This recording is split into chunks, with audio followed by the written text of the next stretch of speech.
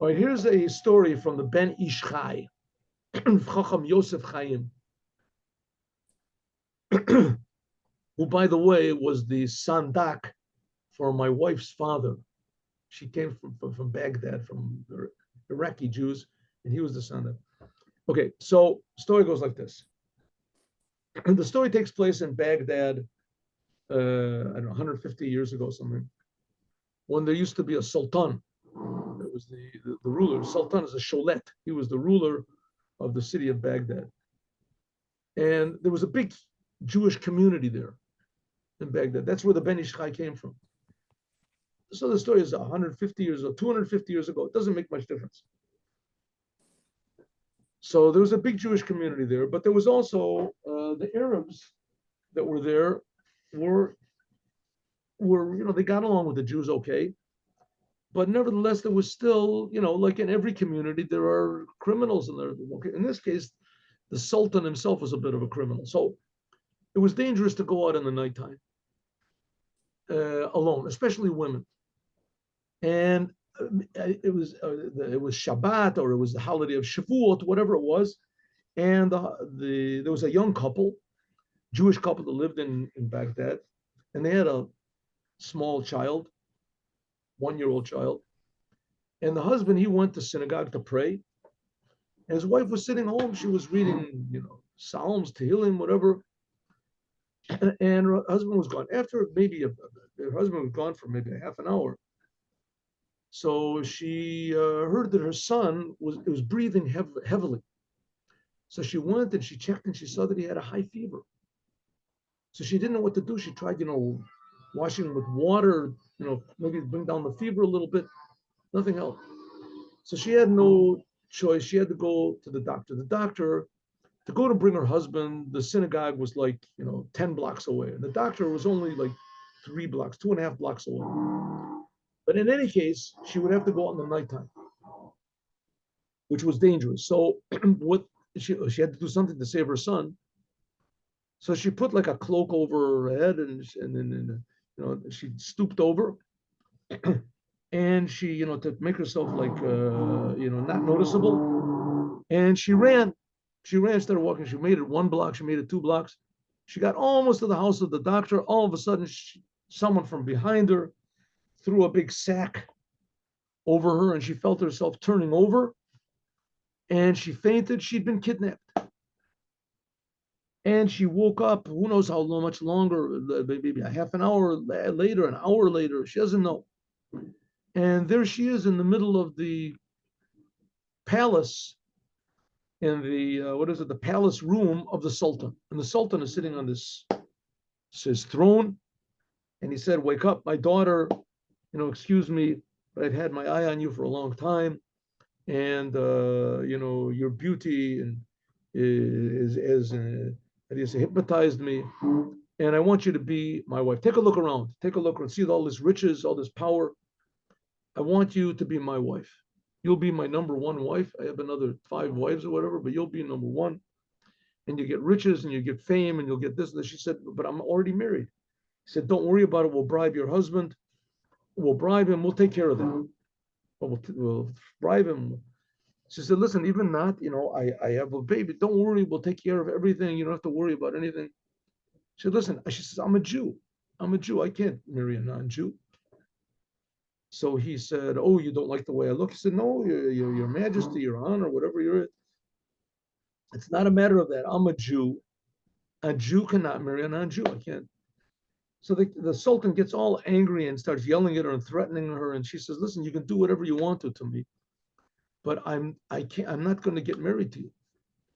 You can, marriage with my free will, it's not going to happen." So he said, "Okay, we'll see." So he has her tells his guards to take her and put her up in this tower. There's this high tower, and they lock the door. And she's in this room that's just totally bare. There's just these rugs on the floor. And that's it. Rugs on the floor she can lay down on.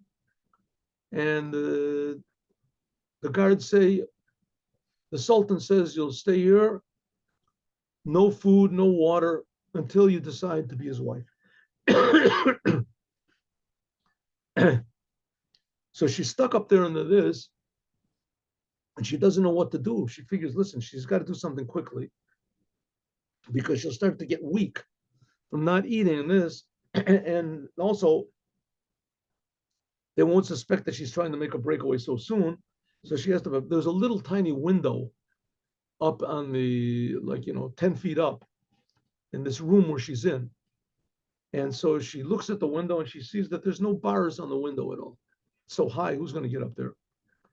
So she gets an idea and she takes one of the carpets on the floor and she rolls it up and she pushes it against the wall until it comes and it reaches almost to that hole, to the window. And she tries a couple times, she climbs up on it and she sees that she makes it and she can even hold on to the edge of the window and pull herself up. So she goes all the way down, but she looks down, she sees it's a 5-story drop, or 5-story, 4-story drop. But she's not going to stay there any longer anyway. It's better to die by jumping down than to. She also sees that there's a bunch of bushes down there on the bottom. Maybe there's a chance. So she goes down and she finds a small carpet. And she manages to drag the small carpet or push the small carpet up and she puts it in the window like a little sort of a tube.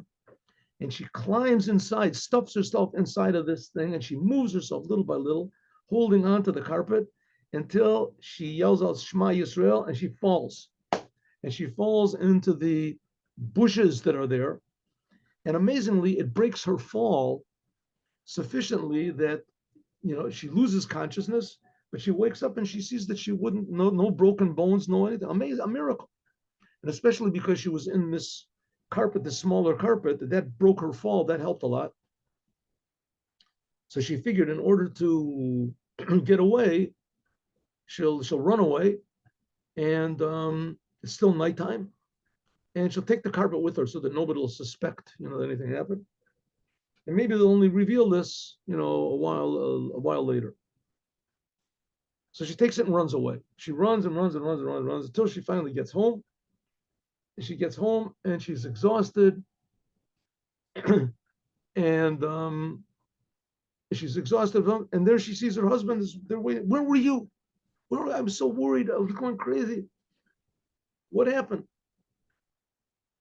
And she told him the whole story. She told him the whole story. The husband said, no, I understand something.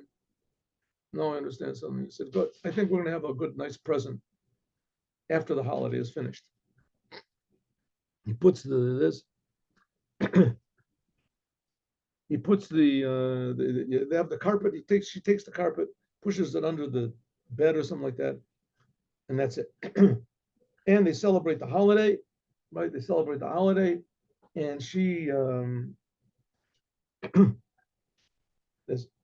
what happens? Meanwhile, what was her husband doing? Meanwhile, what happened?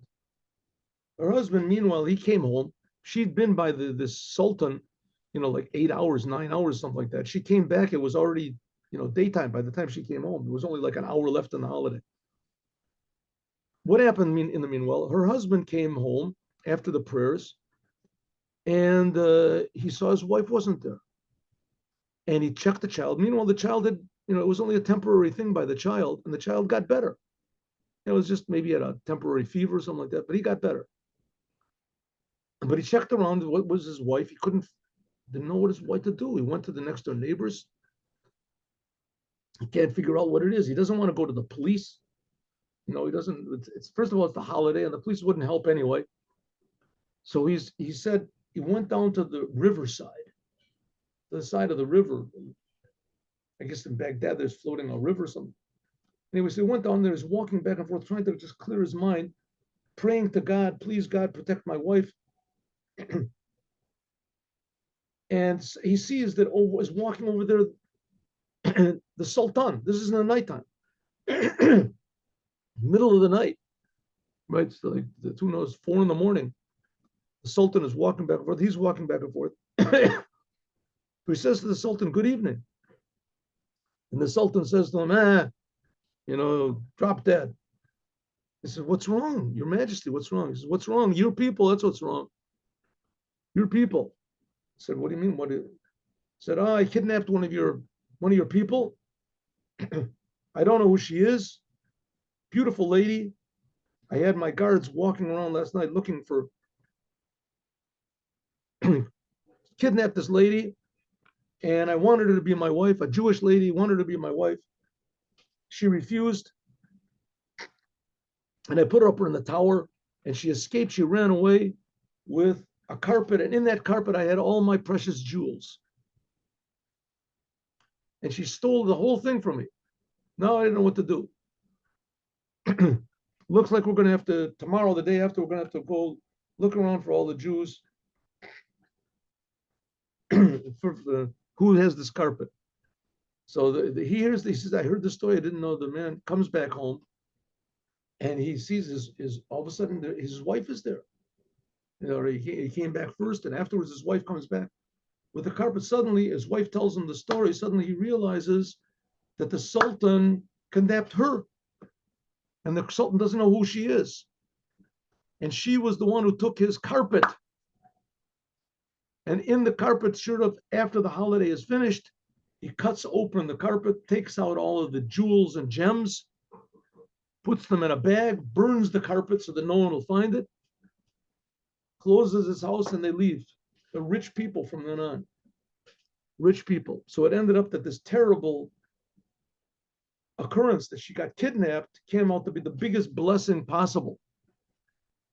And so it is also with us, that sometimes things that seem to be the worst things possible that happen to us can really be for the best and the best. Have a good day with Mashiach now.